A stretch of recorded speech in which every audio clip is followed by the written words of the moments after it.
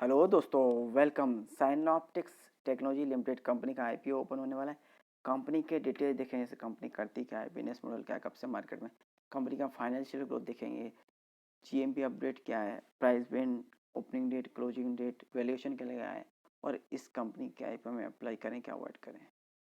तो दोस्तों, जैसे मैंने आपको कंपनी का नाम बताया, साइनॉप्टिक्स टेक्नोलॉजी आईपीओ, जो कि जून 30 को ओपन हो रहा है और 5 जुलाई 2023 तक चलेगा। अभी कंपनी करती क्या, कब से मार्केट में, तो कंपनी की स्थापना अक्टूबर 2008 में हुई, यानी कंपनी का 14 साल 8 महीने से मार्केट में प्रेजेंस है। अभी कंपनी करती क्या है, तो company IT services and solution provide करती है। इसमें क्या करती है दोस्तों, आईटी सर्विस सॉल्यूशन में, तो यहाँ पे आईटी के लिए कोई ऑफिस है, उसमें इंफ्रास्ट्रक्चर रहता है, जैसे कि राउटर्स का लगाना है, स्विच का लगाना है, वायरिंग रहती है, ये सब है ना, ब्रांच टू ब्रांच कनेक्टिविटी रहता है, सप्लाई इम्प्लीमेंटेशन, ये सपोर्ट, ये सब नेटवर्क इक्विपमेंट, ये सब यहाँ पे कंपनी प्रोवाइड करके देती है, सेटअप बना के देती है। और इसके अलावा कंपनी के कस्टमर इन्हें क्लाउड बेस्ड जो रहता है एप्लीकेशन, वो भी यहाँ पे अपना डाटा क्या कहाँ रखना है, क्लाउड पे रखना है, कैसे रखना है, एप्लीकेशन माइग्रेशन, ये सब सेटअप भी कंपनी प्रोवाइड करके देती है। और डाटा सेंटर दोस्तों, अभी बड़े कुछ कंपनी रहती है यहाँ पे एक डाटा सेंटर बनाते हैं, तो ये भी सब कंपनी सेटअप प्रोवाइड करके देती है, जो कि कम से कम लागत में, और आपका जो पावर भी बचे, सब चीज़ें बचे, ये सब ऑप्टिमाइज, आपके खर्चे इन्वेस्टमेंट कम लगे, ये सब कंपनियां प्रोवाइड करके देती है। अभी कंपनी यहाँ बी टू बी सेगमेंट में काम करती है। यहाँ पे कंपनी के यहाँ पे कस्टमर्स में Tata communication limited, BOB financial services, Blue Dart Express limited, life style international private limited, super stop limited, Hennes Mauritz retail private limited, Fedbank financial service limited, GIC housing finance limited, Motilal Oswal financial service limited, government of Gujarat, etc, यानी अच्छे बड़े बड़े client है company के पास। और company ने यहाँ पे बीएसएनएल से भी जॉइंट वेंचर किया है, यहाँ पे private 5G service partner national wide. Company के इसके लिए 584 एम्प्लॉई हैं, और यहाँ पे हेडक्वार्टर मुंबई में स्थित है, और 17 राज्यों में कंपनी का प्रेजेंस है। देख सकते हैं दोस्तों, 17 राज्यों में कहाँ कहाँ प्रेजेंस है। जैसा कि मैंने आपको बोला, 30 जून को आईपीओ ओपन हो रहा है, 5 जुलाई 2023 तक चलेगा। फेस वैल्यू ₹10 पर शेयर है, प्राइस ₹237 पर शेयर, लॉट साइज 600 शेयर्स का है, इशू साइज 54.03 करोड़ का है, जिसमें फ्रीज 35.08 करोड़ का, और ओवरफुल सेल 18.96 करोड़ का। ये नहीं, ये पैसा प्रोमोटर्स की जेब में जाएगा, और 35.08 करोड़ ये कंपनी के ग्रोथ के लिए उपयोग में लाया जाएगा। Issue type fix price issue है, लिस्टिंग एनएससी एसएमई होगा। और रिजर्वेशन तो दोस्तों यहाँ पे अदर कैटेगरी के लिए 50% का, और रिटेल कैटेगरी के लिए 50% का अलॉटमेंट रखा गया टेंटेटिव टाइम टेबल में। 30 जून को आईपीओ ओपन, 5 जुलाई तक चलेगा। 10 जुलाई को यहाँ अलॉटमेंट होगा। 11 जुलाई को जिन्हें अलॉटमेंट नहीं मिलेगा उनका पैसा रिफंड करना स्टार्ट होगा। 12 जुलाई को जिन्हें अलॉटमेंट मिलेगा उनके डीमेट अकाउंट में शेयर लिस्टिंग क्रेडिट होंगे, और लिस्टिंग 13 जुलाई को है। और दोस्तों, हम जैसे रिटेल इंडिविजुअल इन्वेस्टर कितने अप्लाई करते हैं, तो दोस्तों मिनिमम एक लॉट जिसमें 600 शेयर्स रहेंगे, 1,42,000 अमाउंट 200 अमाउंट इन्वेस्टमेंट लगेगा। एच एन आई कैटेगरी में 2 लॉट जिसमें 1,200 शेयर रहेंगे, 2,64,400 अमाउंट इन्वेस्टमेंट मिलेगा। और प्रमोटर्स की होल्डिंग दोस्तों, आईपीओ के पहले 100% की, आईपीओ के बाद 33.11% की।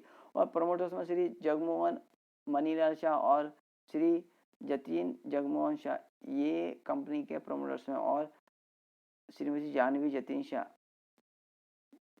अभी दोस्तों कंपनी का फाइनेंशियल ग्रोथ देखते हैं कैसा है, तो यहाँ फिगर्स लैक्स में ही है। और मार्च 22 और दिसंबर 22, यानी मार्च 23 का क्या फिगर रही, हम ये भी देख लेंगे। रेवेन्यू ग्रोथ, प्रॉफिट ग्रोथ कैसा रहेगा। एसेट कंपनी का 3,326 लाख का जो मार्च में बढ़ के 3,759 लाख, मार्च 22 में 4,279, दिसंबर 22 तक 5,379 लाख का। तो एसेट तो कंपनी के अच्छे बढ़े हैं ईयर ऑन ईयर बेस पे। रेवेन्यू ग्रोथ देखें तो 2,211 लाख का, जो कि मार्च में 3,479, मार्च 22 में 597 लाख का, और दिसंबर 22 में 3,446 लाख का। यानी कि दोस्तों यहाँ पे दिसंबर 22 में 3,400 है, तो दोस्तों आप अंदाजा लगा सकते हैं यहाँ पे दोस्तों 4,800 लाख के करीब कंपनी का यहाँ पे रेवेन्यू जाते हुए नजर आएगा। यानी कि दोस्तों पिछले साल के मुकाबले यहाँ पर थोड़ा सा रेवेन्यू ग्रोथ कम देखने को मिल सकता है मार्च 23 में। पर यहाँ पर दोस्तों प्रॉफिट ग्रोथ देखें तो मार्च इसमें 142 लाख का, जो कि मार्च में बढ़ के 236, 22 में 432, और यहाँ पे दोस्तों दिसंबर 22 तक ही 525 के लाख पे, जो कि मार्च 23 तक 700 लाख के करीब जाते हुए नजर आएगा। तो यहाँ पे प्रॉफिट कंपनी का ईयर ऑन बेस पे यहाँ पे अच्छा सा अप ट्रेंड में, एसेट भी बढ़े। रेवेन्यू थोड़ा सा मार्च 23 में थोड़ा कम देखने को मिल सकता है, ओवरऑल देखें तो यहाँ पे अप ट्रेंड में ही है। नेटवर्क देखें तो दोस्तों 1208 लाख का मार्च, जिसमें मार्च 21 में 1444 लाख का, मार्च 22 में 1876 लाख, और दिसंबर 22 से 2402 लाख का। तो नेटवर्क भी कंपनी का बढ़ा है ईयर ऑन ईयर। विश्व रिजर्व सर्कल 508.47 लाख के मार्च, जिसमें मार्च 21 में 744 लाख, दिसंबर और मार्च 22 में 1176, और दिसंबर 22 तक 1702 लाख के। तो रिजर्व और सरप्लस तो बढ़े हैं कंपनी के ईयर ऑन ईयर बेस पे। कंपनी पर कर्ज देखें तो दोस्तों 1290 लाख का मार्च, जिसमें मार्च 21 में 1194, यानी पिछले साल के मुकाबले थोड़ा कर्ज कम किया कंपनी ने। पर मार्च 22 में कंपनी का कर्ज दोबारा बढ़ा है 1410 लाख का, और दिसंबर 22 तक और भी कर्ज में ग्रोथ देखने को मिली 1959 लाख का। तो थोड़ा सा ये नेगेटिव पॉइंट में जाता है। पर दोस्तों यहाँ पे कंपनी का जो आईपीओ लाने का रीज़न है वो कर्ज उतारने के लिए आईपीओ कंपनी का लाया ये मेन तौर पे। तो ये एक माइनस पॉइंट है, वो निकल जाता है। ओवरऑल देखें कंपनी का फाइनेंशियल स्ट्रॉन्ग है, कंपनी ईयर ऑन ईयर इस यहाँ पे ग्रोथ कर रही है। और दोस्तों यहाँ पे मार्केट कैप देखते हैं दोस्तों, यहाँ पे 200.98 करोड़ का ये मार्केट कैप है, यानी एक माइक्रो कैप कंपनी है। और आईपीओ लाने का रीज़न जैसा मैंने आपको बोला, यहाँ पे कंपनी पे जो कर्ज है कंपनी वो उतारना चाहती है।